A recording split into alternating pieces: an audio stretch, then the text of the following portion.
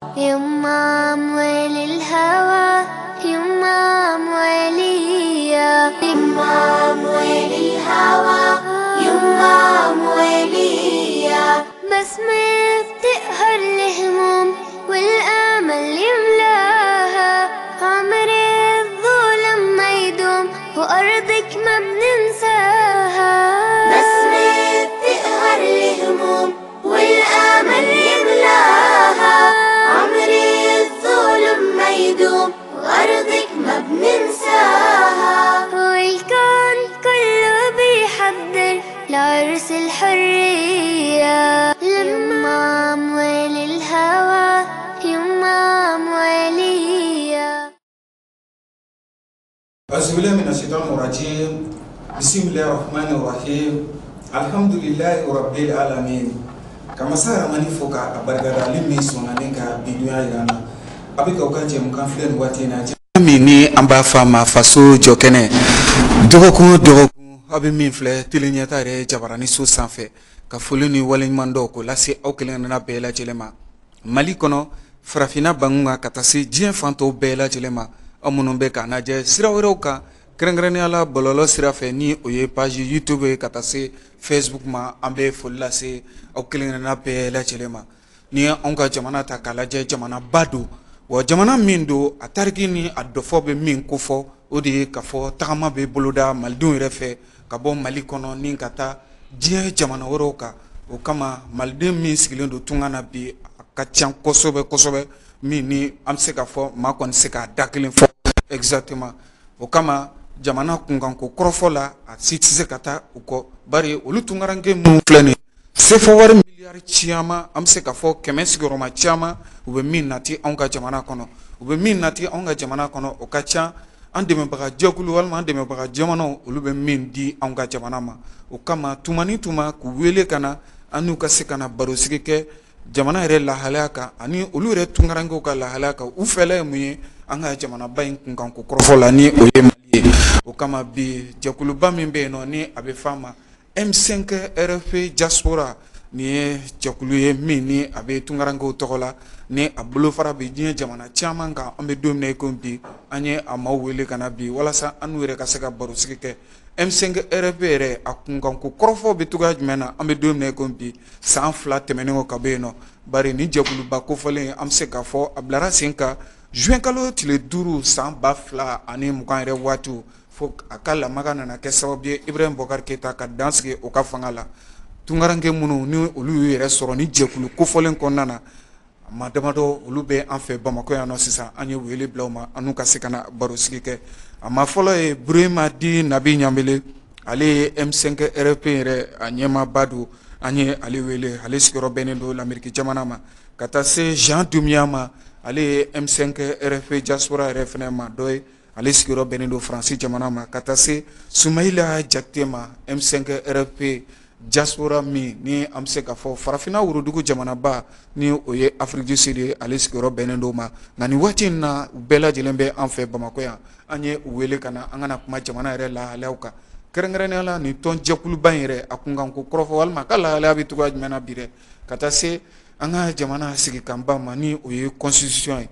projet de constitution min bilalen don sen kan kumaw cayalen don bi an ka jamana kɔnɔ olu ye tungaranke ye u fɛla ye mun y'a ko la tungarankew yɛrɛ o jɔyɔrɔ jumɛn bɛ Mali kura yɛrɛ jɔli ko kisa la ni Ala sɔnna ma ninnu na kɛ baro ye an bɛna an da don ninnu ni ɲɔgɔn cɛ ni ka fɛsɛfɛsɛli kɛ nka yanni an ka taa ɲɛfɛ ka kuma di u kelen-kelenna bɛɛ ma u ka foli kɛ nin waati in na ka ɲɛsin ɲɛta TV yɛrɛ filɛbaw bɛɛ lajɛlen ma an b'a daminɛ ne yɛrɛ numan fɛ ni o ye Sumayila Jakite Sumayila Jakite salamu alaikum. Wa alaikum salam. Somɔgɔw bɛ di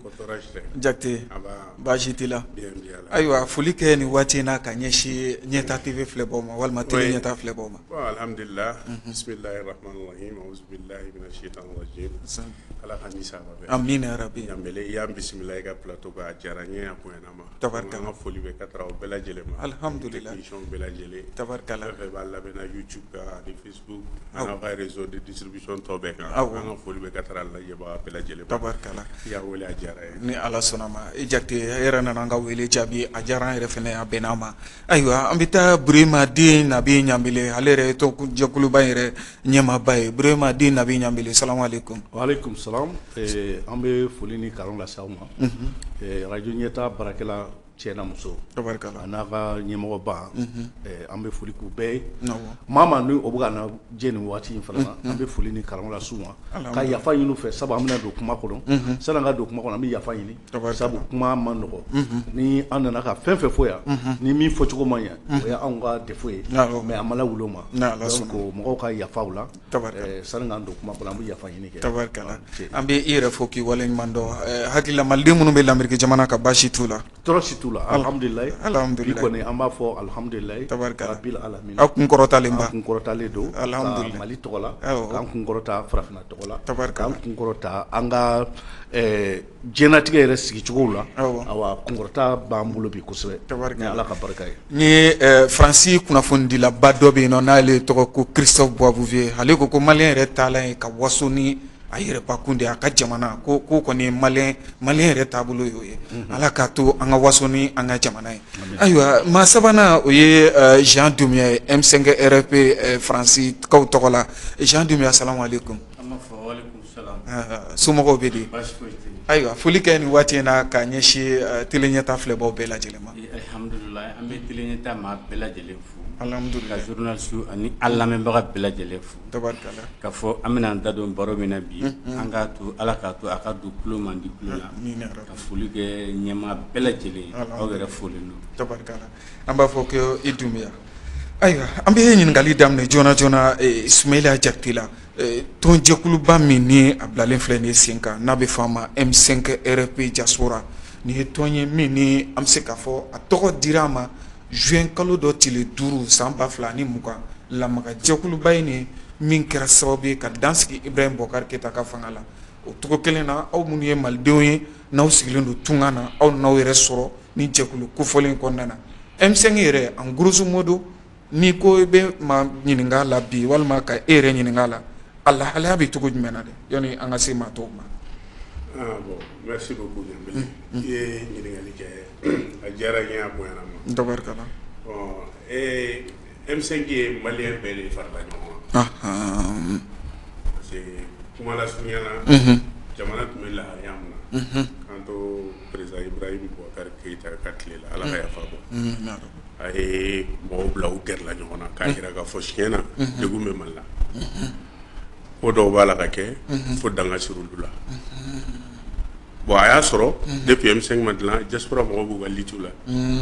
parce que maliyɛn minnu bɛ kɔfɛ olu bɛ se ka kuma dɔw fɔ minnu bɛ Mali kɔnɔ olu tɛ se k'o fɔ. O tɛ se. Ko n'u kɛcogow don. O ye tiɲɛ. Bon o fara ɲɔgɔn kan daminɛnen dɔrɔn diaspora sɔrɔla tɔn fɔlɔw fɛ tɔn fɔlɔ minnu ye M5 ka appel yɛrɛ bɔ. Alhamdulilayi. Donc n bɛ se k'a fɔ kabiri M5 bilatɔla sen kan o y'a sɔrɔ diaspora maliden minnu sigilen don tunga na olu tun ye kɛlɛ daminɛ. Si depuis M5 yɛrɛ tun ma sigi sen na fɔlɔ. Tabarikala. Bon M5 bɛ sigi dɔrɔn an ka représentation daminɛna ni yɔrɔ 3 de. Faransi représentant 1 an ko Sud Afrique représentant 1 ani Amérique représentant 1 ani Chine représentant 1. Bon olu baara daminɛnen ka dɔɔnin kɛ bon dɔw fana y'u yɛrɛ former Mauritanie ni Tchad ani Côte d'Ivoire ni Togo dugu ninnu ka ca bɛɛ tɛ hakili la mais u bɛɛ b'u yɛrɛ rattaché mɔgɔ dɔ la mun bɛ u kungonna ko fɔ comité stratégique kɔnɔ. Bon an ka président bɛ se ka don ko ninnu kɛcogo la kosɛbɛ pour que a ka faamu. Tɔn fosi tɛ Mali la furukufuruku tɛ sɔrɔ tɔn min na o tɛ Mali dɔrɔn o ye diɲɛ ko bɛɛ de mais n'i y'a jateminɛ a caman ye faamuyalibaliya ani sabali. An kɔni depuis a daminɛ fo bi alhamdulilah an bolo an b'a la ka se ka ko de ɲɛnabɔ dɔw b'a la ka fara an ka ko kɛtaw kan nɔgɔya b'a la ka dɔn an ka gɛlɛya caman na sinon n b'a fɛ k'a f'i ye an b'o cogo de la. Comité stratégique bɛ jate entité minnu ye an ka M5 RFP diaspora ye entité kelen ye entitéw bɛɛ la donc maa bɛ yen an n'u bɛɛ même pied d'égalité. Alhamdulillah. O b'a yira k'a fɔ comité stratégique kɔnɔ jɛkuluba minnu bɛ ko fɔ tunkarankew fana dama jɛkulu fana lakodɔnnen don. Exactement. Alhamdulillah. Ayiwa Burema de Nabi Ɲambele président M5 RP Diaspora ni maa ye ɲininka a kun kan ko kɔrɔfɔ la bi. Kumaw cayara wagati dɔ la ka ɲɛsin M5 ma dɛ. Dɔw yɛrɛ ko k'a fɔ tɔn in cira ka ban jɛkulu wɛrɛw taara lajɛrɛ kɛ M5 yɛrɛ kun kan ko kɔrɔfɔ a bɛ cogo jumɛn na bi dɛ? Alhamdulillah rabbil alamin an b'i fo k'i waliɲumandɔn n bɛ Sumala Jakite fo sabu a ye kuma caman fɔ minnu ni an tɛ segin olu kan an bɛ sin ka a ta ale ka ta dayɔrɔ la ni ka continuer ni kuma ye sabu ne bɛ comité stratégique kɔnɔ donc ne donna comité stratégique kɔnɔ Amérique tɔgɔ la depuis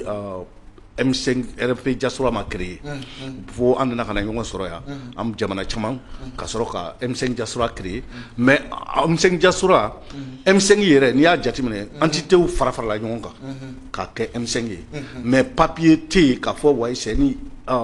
organisation mun ni maa dɔ bɛ yen min kan k'a bɛɛ da sama donc organisation farala ɲɔgɔn kan puisque président min tun bɛ yen président in tun kɛra fɛn ye sisan ni i taara i kɔ i fa bɛ sa n'i taara i kɔ i ba bɛ sa n'i yɛrɛ jɔlen tora i yɛrɛ bɛ to a la donc bɛɛ farala ɲɔgɔn kan mais anw nana ka na ye en tant que malien de la diaspora pour que an ka fanga sɔrɔ faut que an ka kɛ entité kelen de donc o de ye M5 Diaspora o ba anw ni M5 maire ba bɔ ɲɔgɔn na M5 RP Diaspora o de kosɔn an b'a fɔ M5 RP Diaspora donc nous on est une entité auquel nous sommes enregistrés au ministère des Maliens, au ministère de l'administration territoriale. Nous sommes une organisation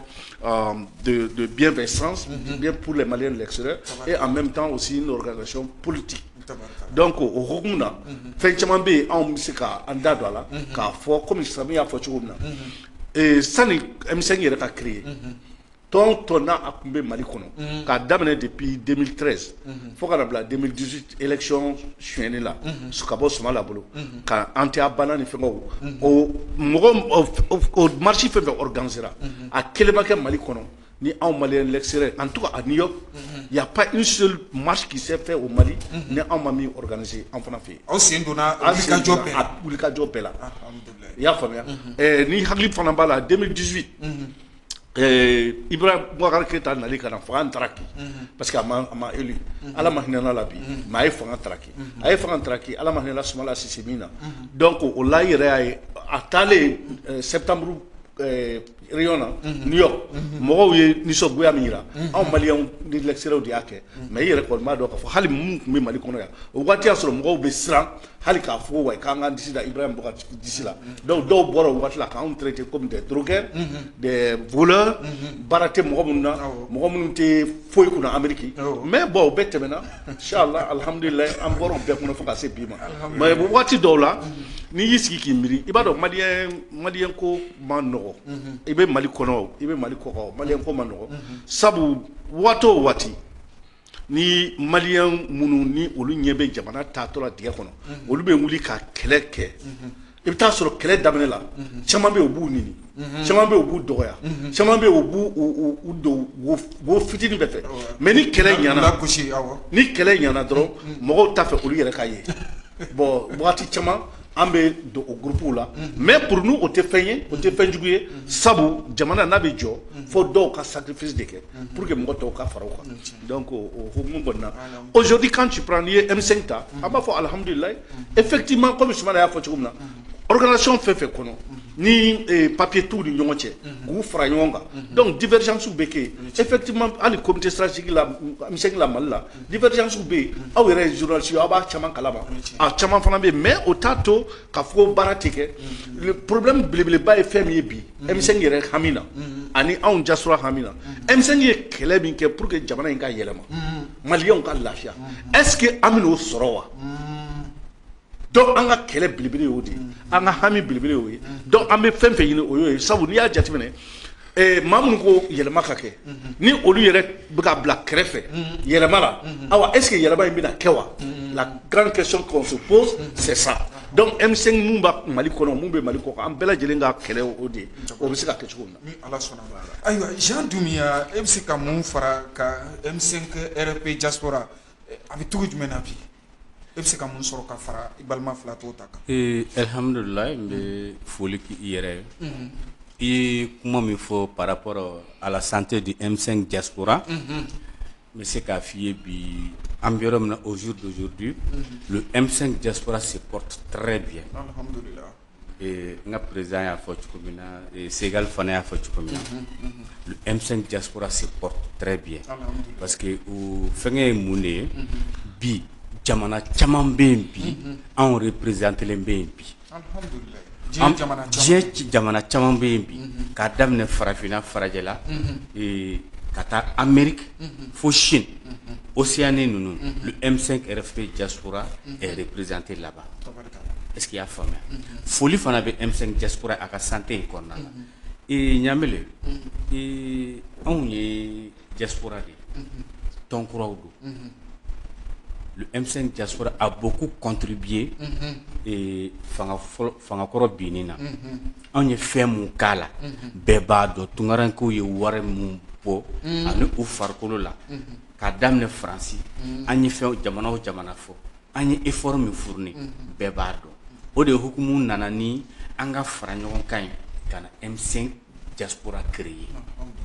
alhamdulillah bi anw ye anw dama entité an ka récépissé b'an bolo reconnu par la loi. Le M5 diaspora est une entité an ka récépissé b'an bolo. Donc au hukumu kɔnɔna la anw ka kɛnɛ bi geje an b'an sen fila kan denkuranin min don a ŋunumana a tagamana sisan an bɛ fɛ ka boli curan de daminɛ malgré que bien kura bɔ tɛ taa wɔyɔ kɔ o ye diɲɛ baaraw bɛɛ diɲɛ baara fɛn o fɛn n'a bɛ daminɛ yanni hakilinaw ka ɲɔgɔn sɔrɔ bɛɛ ni hakilina dɔ de bɛ na mais o hakilina minnu filɛ nin olu bɛ fara ɲɔgɔn kan ka kɛ fɛn ba ye. On se porte très bien. Ayiwa Ismaïla Jate Malikura ko kuma a bɛ fɔ an bɛ don min ko bi ka taga ni ka segin n'o ye la refondation du Mali Mali ka ɲɛda kura di i n'a fɔ M5 yɛrɛ ka laɲini walima ka wuli ka jɔ bɛ o kɔfɔ cogo min na Tunkarankew u jɔyɔrɔ bɛ o la. Tunkarankew jɔyɔrɔba b'a la. N bɛ se k'a f'i ɲɛna yɛrɛ mɔgɔ fɔlɔ minnu yɛrɛ y'a ɲini yɛlɛma ka don Mali tagabolo la Tunkarankew de don. Alhamdulillah. N y'o fɔ mun na an bɛ diɲɛ min kɔnɔ bi technologie développera ka se niveau ma bi communication nɔgɔyara ka se niveau ma bi diɲɛ bɛ komi duba kelen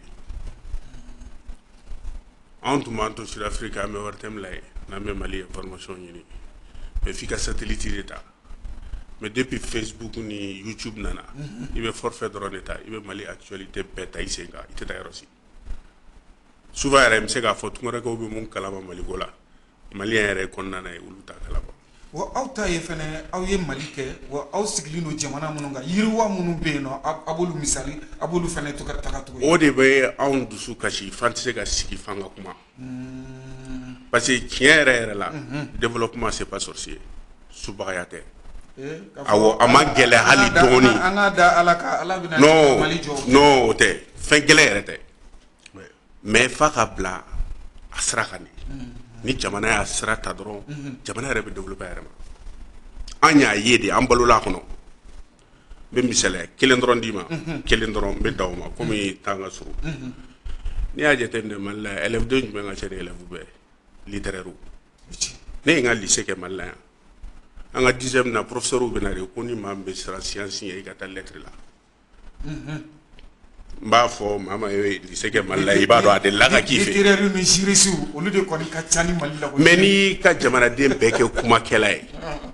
e b'a fɛ o ka mun kɛ merci donc o don u bɛ débat de créer Chine ni Inde développera cogo di olu ka jamanadenw bɛɛ kɛ ingénieur de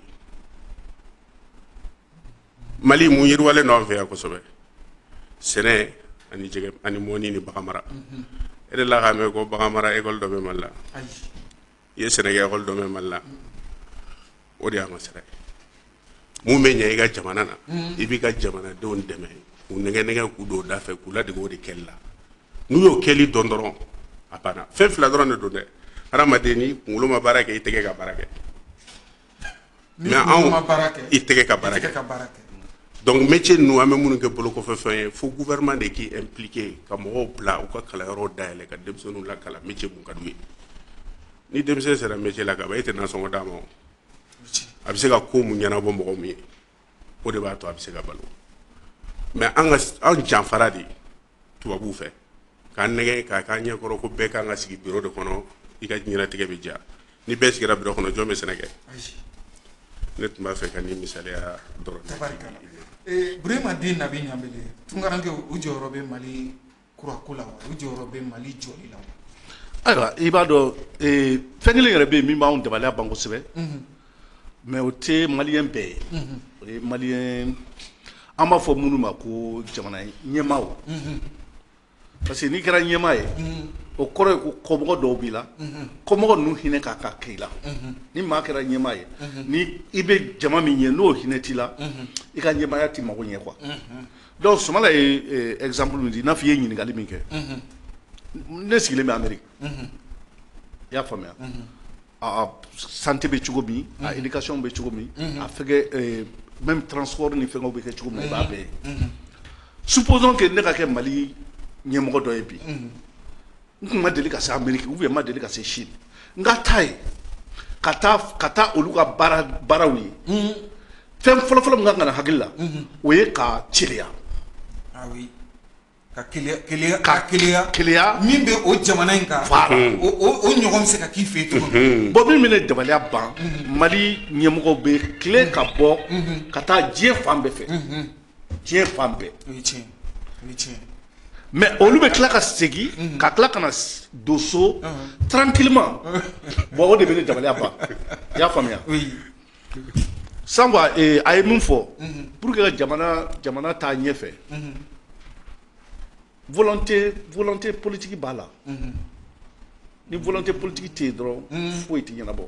bon an bɛ mankan dɔw fana ye yan nɔ waati dɔw la je pense que olu ye comme Sumala y'a fɔ cogo min na i b'a dɔn ni kumakɛla cayara hali ni kuma tɛ yen mɔgɔw b'a fabriquer i y'a faamuya munna n b'o fɔ ka da kun jumɛn kan c'est à dire que n'i y'a jateminɛ sisan par exemple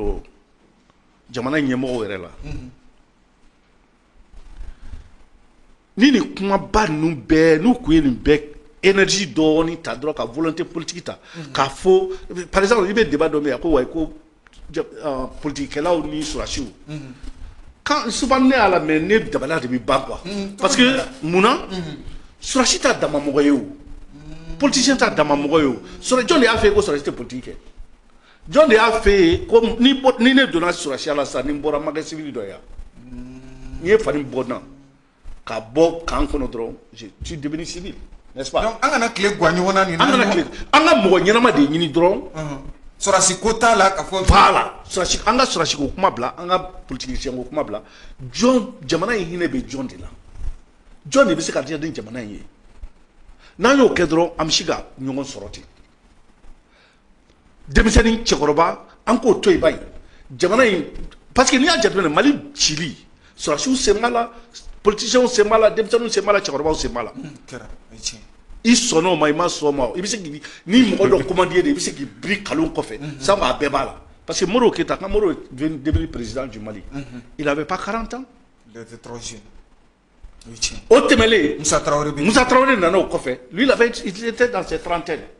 an bɔra o fana na hali Alifa min nana Alifa tun tɛ san 50 bɔ Mali yɛrɛ président min sɔrɔ ko président min nana n'a tɛ 6 ninnu na san 60 kan i Boubacar Keïta ye mais ale fana ka cɛkɔrɔba ka cɛnni juguyara ka tɛmɛ tɔ bɛɛ fana ta kan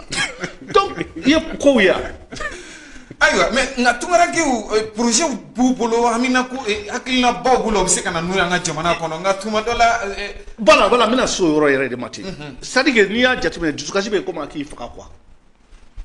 a bi dusukasi jumɛn don c'est à dire que e yɛrɛ b'a ye fɛn dɔw bɛ yan maninfin maa miliyɔn bɛ se ka balo fɛn mun na par exemple aw ka ɲama voilà n bɛna da so ma sisan aw ka ɲama min filɛ aw ka arajo so kɛrɛda la ka ɲɛsin arajo ɲɛtaa yɛrɛ ma ka ɲɛsin arajo ɲɛtaa ma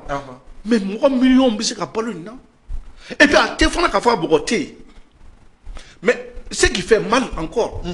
ni organisation mun ye malien de l'extérieur on de kan ka ɲɔgɔn dɔn anw de bɛ ɲɔgɔn dɔn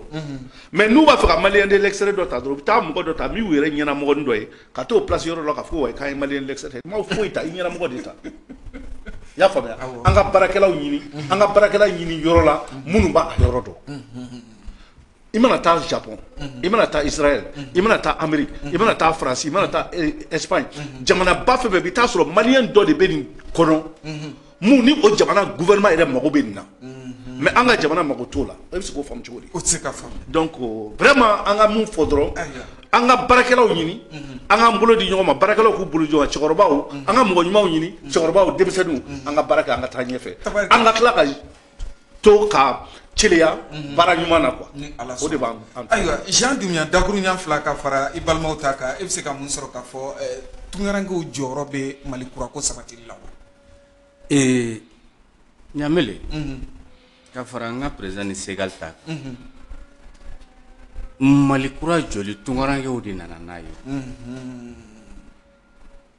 n'a fɔra ko ka Mali kura jɔ a sababu bɔra tunkarankew de la cogo jumɛn na parce que bi i t'a dɔn k'i ka jamanadenya ka dafa ko Mali tin b'i la bɔ kɛnɛma dɔrɔn Mali tin ka dɔn ni kelen b'anw na i b'a sɔrɔ 5 de b'o anw na kɛnɛma sokɔnɔmɔgɔ ni kelen b'a la 5 de b'o la o ye kelen Ɲamele k'a daminɛ fanga kɔrɔ binni na tunkarankew fɔlɔ de ka investissement nana fanga fɔlɔ ka bi fanga kɔrɔ ka bi a ka hakɛ to a sababu bɔra tunkarankew la aw olu de b'a fɔ a ye nin kɛ an b'aw kɔfɛ an bɛ nin sa an bɛ nin di aw ma mais o bɛɛ n'a ta anw talen tɛ en compte u mago t'an na mais u mago b'an na yɔrɔ jumɛn ni financement ko nana wagati mun na u hakili bɛ jigin tunkarankew la mais à part ça n'o bɔra la u mago tɛ tunkarankew la alors que Mali tunkarankew sanu ni jama de don Mali pilier central y'a ka tunkarankew de u ka opportunité d'u ma bari jamana in bɛ bayɛlɛma n ka président y'a fɔ cogo min na et n'a fɔra ko ka tunkarankew choisir n b'a ɲɛnamɔgɔ ta non jamana ka dɔgɔ Afrique bi Europe bi Asie Océanie bi k'i tɛ taa maliden dɔ sɔrɔ yen min tɛ grand industriel y'a la jɔyɔrɔbatigi min b'a la a tɛ yen mais a ye opportunité d'u ma u kana bayɛlɛmali kɛ jamana kɔnɔ usines ka sɔrɔ baarakɛdaw ka caya u tɛ accompagner la bɛɛ sirannen dɔ kana an bɛ kɔrɔlen mun na kɔfɛ an b'o de la parce que an sirannen de don accompagnement tɛ yen n'i ye diaspora accompagner à 100% jamana in bɛ bayɛlɛma fɛn caman bɛ yen bi o bɛ ban jamana in kɔnɔ donc an jɔyɔrɔ ka bon kojugu jamana ko la ayiwa n'i ye o kisa ta k'a lajɛ an bɛ se k'a fɔ M5 RFP diaspora o ye malidenw ye minnu sigilen don tunga na nka tunkaranke jɛkulu wɛrɛw bɛ an ka jamana kɔnɔ aw n'olu cɛw bɛ cogo di olu ni aw ka relation bɛ cogo di ɔ tunkaranke olu b'an ka jɛkulu jamana kolatigɛ so minnu bɛ yen nɔ n'a bɛ fɔ o ma institution olu b'u jɔyɔrɔ ngolo fa o kɔnɔ wa u t'u jɔyɔrɔ ngolo fa o kɔnɔ wa ka taa se hali projet de constitution kura min bɛ ka taa an ka jamana kɔnɔ tunkarankew ɲininkara u hakilina la wa u ma ɲininka u hakilina la wa ni ala sɔnna ma mankutu kɔfɛ an bɛ segin ka na o kɔnɔna na a ka se. Waatiw ka gɛlɛn sisan wa do farala fɛn bɛɛ sɔngɔ kan nafɛn sanbaga ni nasɔngɔ bɔbagaw bɛɛ bɛ jɔrɔ la baramuso y'o de dɔn ka do bɔ a ka sogo sɔngɔ la aw ye n'i tun t'a dɔn wa a fɔlen filɛ nin ye a mɛnna baramuso bɛ sogo kɛnɛ feere aw ma baramuso suguw kɔnɔ ka sogo koloman kilo di aw ma sefa wari 580 buman o ye 640 ye anguru sanbagaw koloman ni buman bɛɛ bɛ di aw ma sɔngɔ kelen na wa nɔgɔya kɔnɔ jɔn kelen de bɛ se ka nin kɛ aw ye bi ne baramuso tɛ aw ka nafɛn dilan usine mandi min tɛ bɔ aw jigikɔrɔ fiyewu fiyewu o la sa aw ka sogoko haju fɛn fɛn mana wuli bi a y'aw kunda baramuso suguw kan nɔgɔya butigi baramuso i ta i ka kow ye foli ani tanuni k'o lase aw kelenna bɛɛ lajɛlen ma mankutu kɔfɛ an seginna ka na n'a ye jɛmukan kɔnɔna na jɛmukan min ni an b'a fɔ a ma faso jɔ kɛnɛ ɲɛta tv jabaraniso sanfɛ maa welelenw b'an bolo bi minnu ye tunkarankew ye ni u bɛ jɛkulu yɛrɛ kɔnɔna na jɛkulu min ni a bɛ fɔ a ma M5 RFP diaspora l'Amérique jamana ka France jamana ka taa se Afrique du Sud jamana ma an ye o wele kana bi anu bɛ ka baro sigi kɛ ɲininkali nana da yɔrɔ min na yani an ka taa constitution ko la o ye M5 RFP diaspora ani tungaranke jɛkuluba tɔw bɛ tugu jumɛn na voilà donc jɔn bɛ fɛ k'o ɲininkali yeah y a pas de problème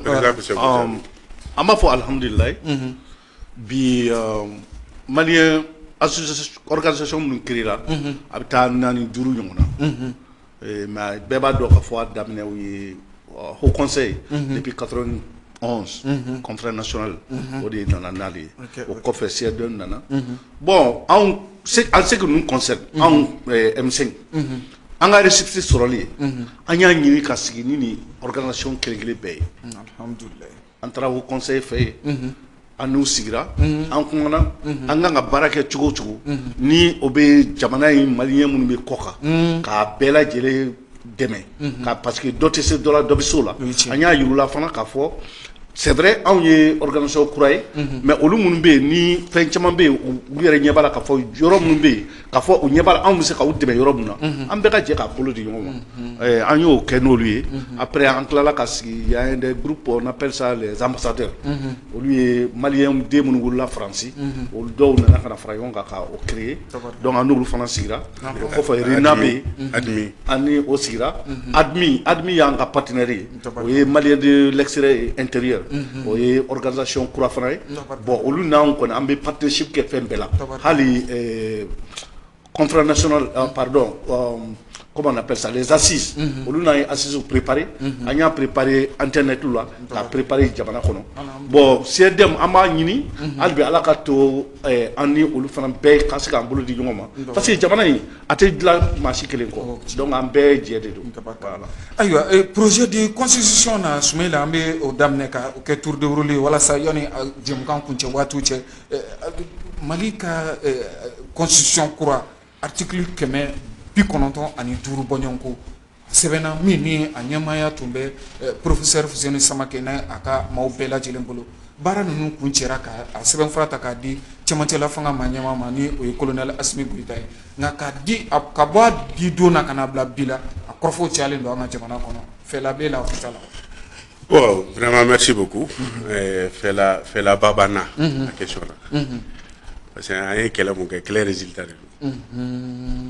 Comme avant projet de nous. Il n'est jamais trop tard. Donc à présent commission de Blasina, en mes réflexions d'Okera, en un moment où nous fait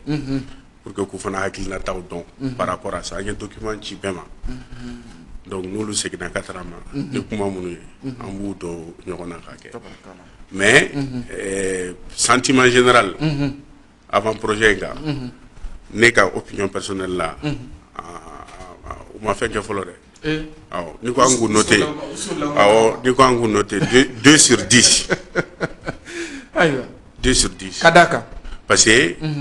un quelle réforme de Kama réforme te dore ko be tuga dola on va faire tuga bakayela fin do be faut que courage sur ko fore Mali tiena problème ye ni mami président dom na ni ko mu ke mo tsega kuma ko ka dobo président nga fangana mbora président nga fangana ba projet mo kele a fora ko ka fo ni mam kera Mali président i muso te président i den te président fo tugo ga nyini jiro su fe ko do ala ke parce que mundo constitution kan ga se ka malien bela famia ka fo bi e nyamele président o goro te keta e malere min ka i nana ga soro e beta ka to o be ke jamana aye kele ke ne kama wa votu koro de jama mana mamu sugandi ko muna o de be bla ola anga problème chama ya anga votu ke chugo de il faut que votu ke chugo ka ke clear o be yelema bambunu ko olu ñina kera walma pangera chaman kuna bon amba bla ñuma minan kono amba an hakilna fo comme ya fi ci gomna mais comme ye ñin nga ko muna ama wala ko sobe ñe exemple ni kelen de dima mais comme article nu nga chan na ñanga concertation ke peut-être ami so ngani ga plateau ko ala sona ay recommandation bunu bo nambu munu communiquer gouvernement am seganu la u dantige ye tabarkala merci aywa Jean Doumia amina yoro yana ngana président yoro projet de constitution kula article kemeni bigonon ton duru a korfo ci ale no nga jamana kono pire o fe la folo ye munya akisala yoni anaka ñoko soro sikira D'abord, Nyambele,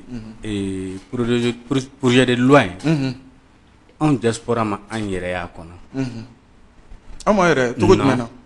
En wa diaspora kuma kelen ta kono. An bɛ ɲininkali yɛrɛ kɛ fɔlɔ projet a jɛkulu min sigira n'a ɲɛmɔgɔ tun bɛ professeur Seni Samake bolo tungaranke dɔw b'a kɔnɔ wa maliden minnu bɛ tunga na est-ce que o dɔw taara k'u don a kɔnɔ u kana se ka malien de l'extérieur kungo fɔ. Bon Nyambele n ka faamuyali la n filɛ yɔrɔ min na fɔ nin yɔrɔ in na n m'a ye ko tungaranke b'a kɔnɔ parce que o de kama n k'i ma n ka m'an yɛrɛ y'a kɔnɔ. Parce que bi jamana in jɔli a misi kɛra jarati a tɛ se ka taa ni anw tɛ. Mɔgɔw bɛ kɔfɛ mɔgɔ hakilimaw mɔgɔ kunkolomaw n'i bɛ jamana in jɔli sɛbɛn o sɛbɛn dilan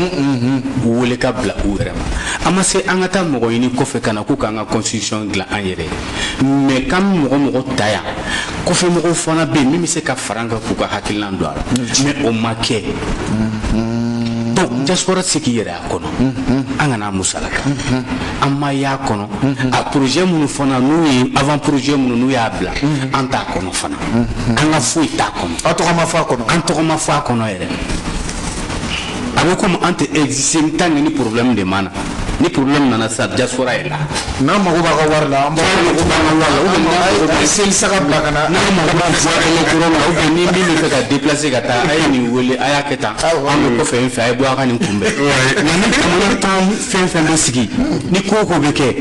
anw bɛ écarté fɔlɔ o b'a sɔrɔ k'o ko dilan n'o dilanna tuma min na ni waribɔ kungo nana aw ka wari kungo nana u bɛ se ka anw wele o ye kelen bɛ se ka min fara a kan fana M5 diaspora jɛkulu fɛn fɛn kɔnna ye n'o ye au conseil ni CSDM ye d'abord n ka président y'a fɔ ani Segali y'a fɔ cogo min na an bɛ au conseil fo kosɛbɛ parce que ale ye maison mère ye bɛɛ bangena k'ale sɔrɔ foli b'a ye a mana kɛ cogo o cogo n'i nana minnu sɔrɔ i bɛ foli bila mais an y'a ɲini k'a bɛɛ rencontrer mais an mana ka mɔgɔ concurrence ye mais an nana de an bɛɛ bɛ se ka jɛ cogo min na diaspora kungo ka ca dɔ tɛ dɔ dɔn dɔ b'o dɔn an bɛ se ka ɲɔgɔn dafa cogo min na ka jɛ ka diaspora nɔfɛ kɛlɛ kɛ mais an tɛ mɔgɔ concurrence ye mɔgɔ t'an faden ye mɔgɔ t'an kɛlɛkɛ ɲɔgɔn n bɛ min fara yɔrɔ fɔ tabarikala ayiwa Burema Den Nabi Ɲamili président e bɛ se ka mun fɔ ka fara balima tɔw ta kan projet de constitution ko in na bon kuma cayara an ka jamana kɔnɔ nin wagati laban ne bɛ n tilen ka taa exemple damadɔ la quoi parce que ninnu ye caman fɔ déjà n'i y'a jateminɛ ANR la assise nationale malien de l'extérieur an y'a ɲini k'a fɔ an ka don assemblée kɔnɔ ani sénat mais o don cogo la an y'a ɲini fana k'a fɔ malien ni Mali ye région 20 ye Mali de l'extérieur ka ta k'a ka dama région ye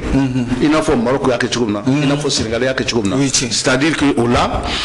i b'a jate i b'a ye dɔrɔn maintenant circonscription électorale bɛ créer o région kɔnɔ donc si le Mali a 20 régions maintenant anw ka kɛ 21e région ye maintenant an ka circonscription électorale fana bɛ créer an ka région in kɔnɔ mais an y'a ye a bɛ ANR résolution na a b'a kɔnɔ mais article kelen tɛ yen minnu taar'u sigi ka nin projet avant projet kɛ n'u ye PNP ta k'o kɛ d'abord pour que ka malien de l'extérieur yɛrɛ gɛn ka bɔ ko les circonscriptions électorales sont les cercles et les régions anw dun tɛ cercle anw tɛ région ye o kɔrɔ ye jumɛn ye an t'a la kɛ o kɔrɔ k'anw t'a la donc c'était le même projet u ye min passé CNT kɔnɔ nin yɔrɔ de la le M5 RP par ma propre voix an bɔra an ka représentant malien de l'extérieur ka représentant minnu bɛ CNT kɔnɔ k'aw jalaki ka mɔgɔ parce que déjà mɔgɔ wɔɔrɔ bɔɲɔgɔnko don o conseil ka mɔgɔ 4 CSDM ka mɔgɔ 2 voilà olu de bɛ choisi mun na awɔ an tun bɛ ka siran nin ɲɛ parce que o don la n'u kun banna ka voter ni min kɛra a ka ca Ala fɛ u kun tɛ sɔn ka nin kɛ parce que u b'a dɔn an bɛna wuli mais o bɛ a latɛmɛ u ka organisation m'u jalaki u ka fɛn ma kɛ anw minnu bɛ yen n'an y'u jalaki u tilala k'a kɛ i n'a fɔ an b'o contre la k'a sɔrɔ contre ko tɛ hali bi an bɛ min ɲini dɔrɔn malien minnu bɛ Mali kɔ kan an k'an bolo fara ɲɔgɔn kan Mali tɛ dilan anw kɔ Mali tɛ dilan malien de l'intérieur kɔ i y'a faamuya donc an bɛɛ n'a jɔyɔrɔ don donc se ka dɔ l'intérieur mɔgɔ dɔw fana bɛ yen olu b'a fɔ non Maliens électeurs aw se ka to kɔfɛ ka na baara kɛ Mali kɔnɔ mais o ye ridicule de ye komi mɔgɔw b'a fɔ sago ko bamanan ko n'i ye bamanankan ta dɔrɔn ko i k'i se ka français fili o ye ka mɔgɔw tromper kuma ye donc tromper u ka bɔ o kɔnɔ an ka na kɛnɛ kan an ka baara kɛ ne bɛ ɲanbele ne de ko n ko ne b'a fɛ ka n présenter ka kɛ député ka Maliens électeurs représenter n tɛ sigi o jamana la n ko n bɛna assemblée de la yan ka sɔrɔ ka taa olu ka kungo ɲɛf'u ye donc u kana mɔgɔw bila ɲɔgɔn na ka nanbara kuma fɔ n bɛ se ka mun fɔ o ye donc a tigiw ka kɛ an ka fɛn kan nationalité ko fɛnɛ na an ye tunkaranke dɔw fɛnɛ ka dantigɛli ka fɔ aw tɛ se ka kɛ Mali président ye aw b'o kuma sɔrɔ cogo di walima aw denw tɛ kɛ Mali président ye bon d'abord je crois que comme Jakite y'a f'i ye sisan anw bɛ organisation min kɔnɔ organisation organisée don donc nin question in nin bɛ a diviser Maliens électeurs yɛrɛ diviser bɛ nin kuma kɔnɔ fɔlɔ i ko Maliens électeurs diviser b'a kɔnɔ cogo min donc n bɛ se ka min f'i ye o ye ne yɛrɛ hami ye c'est à dire que n'i ye ne yɛrɛ ɲininka ne ɲanbele ne fɛ mun k'a ka kɛ n'i ye ne ɲininka pour moi Malien ka i ka nationalité bila président nɔfɛ a ma kan kɛ kungo ye mais explication kan ka k'a la explication a kan ka ɲɛfɔ a kan ka ɲɛdɔn o tɛmɛnen fana article 97 u ye min fɔ n'o ye ko le haut conseil de la nation mɔgɔ tɔ bɛ élu mais quand les représentants des Maliens électeurs seront choisis par mérite o mérite kɔrɔ ye jumɛn ye c'est-à-dire organisation kɔrɔ minnu bɛ yen ni ye plan de donc ni min fɔ diaspora mɔgɔw ye M5 mɔgɔw ani organisation kura minnu créera aw k'a dɔn de k'a fɔ n'o kɛra dɔrɔn Maliens électeurs tɛ mun bɛ se ka baara kɛ o tɛ ta dɛ u b'u ɲɛnamɔgɔ de ta organisation kɔrɔ ninnu kɔnɔ ka taa o la sigi o kelen tɛ mɔgɔ kelen minnu y'u ba ka voter CNT kɔnɔ k'a ye k'a fɔ Maliens électeurs sabara ka bɔ loi électorale donc Maliens sabara ka bɔ fili b'o article in na fili b'o la kɛ parce que pourquoi on a fait ko Maliens minnu bɛ kɔ ko olu bɛ choisi par mérite ça veut dire quoi ça veut dire que il bɛna taa mɔgɔ dɔ fɛ e bɛ ne dɔn o bɛ se ka ne ta dɔrɔn ka ne bila place la hali ni bɛ sa baara la mais ni mɔgɔ y'a présenter ka campagne kɛ fɛn min nɔfɛ a tigi b'a la a bɛ ka baara min kɛ donc pour que o la fana Maliens électeurs organisation kɔrɔlaw tout le monde en ce moment est libre de compétir mais n'a tora fɛn o ye dabiri ye k'a di kɔrɔlaw ma anw minnu sigilen bɛ donc ka tila k'a kɛ i n'a fɔ a représenter ka sɔrɔ a ma représenter voilà merci. tabarikala ayiwa ka kɔrɔfɔ kun cɛ e bɛ se ka mun sɔrɔ k'a fɔ Sumayila Jakite minute kelen dɔrɔn kɔnɔna na. bon minute kelen ye foli ye a diyara n ye a ka d'an ye an ka ni ɲɔgɔnna wɛrɛ k'i ka plateau kan ni ala ye invitation wɛrɛ sɔrɔ inshallah an bɛna an bɛ walawalali kɛ donc ne ka foli bɛ an ka bureau mɔgɔ bɛɛ la ye Jeleke Johannesburg Mohamed Diko Lassana Magaraga donc an ka M5 président tɔgɔ bɛɛ n ye dugu tɔgɔ bɛɛ la Amérique ni France ni Chine ani Gabon Monsieur Boré ani Belgique ani Italie ni Espagne ni Côte d'Ivoire ni Sénégal je suis sûr que an bɛna na émission in c'u ma donc u tɔgɔ fɔlen dɔ an hakili b'u la donc an b'u fɔ an bɛ Malien bɛɛ lajɛlen fɔ an b'aw yɛrɛ fɔ an b'a fɔ aw ni cɛsiri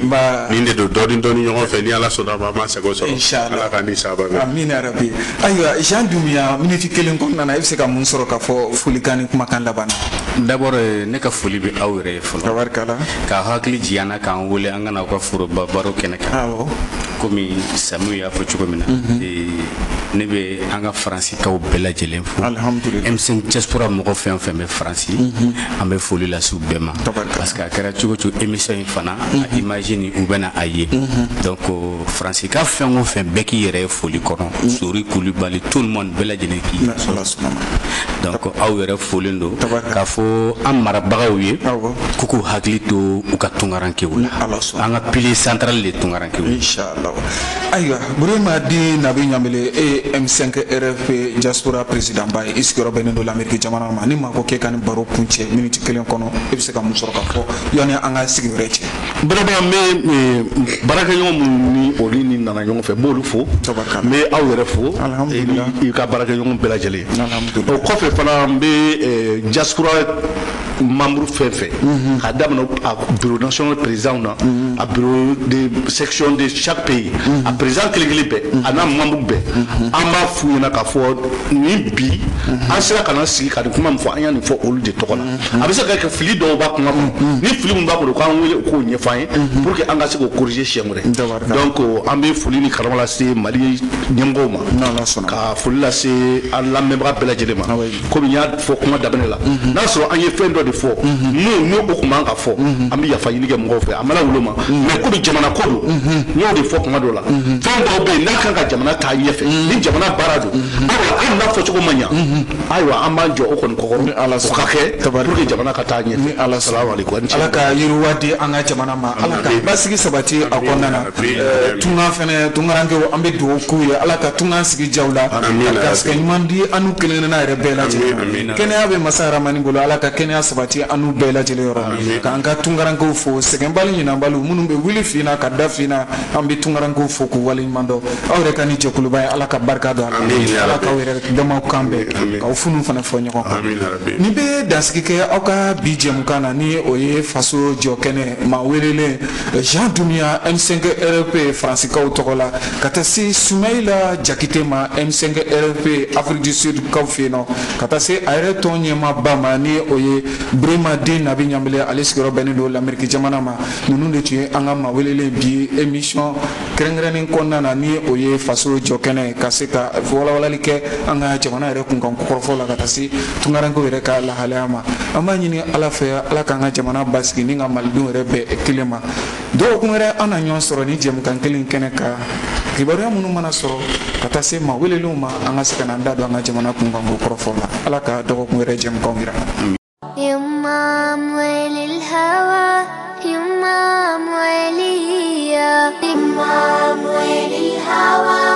يمام وليا بسمة بتقهر الهموم والامل يملاها عمر الظلم ما يدوم وارضك ما بننساها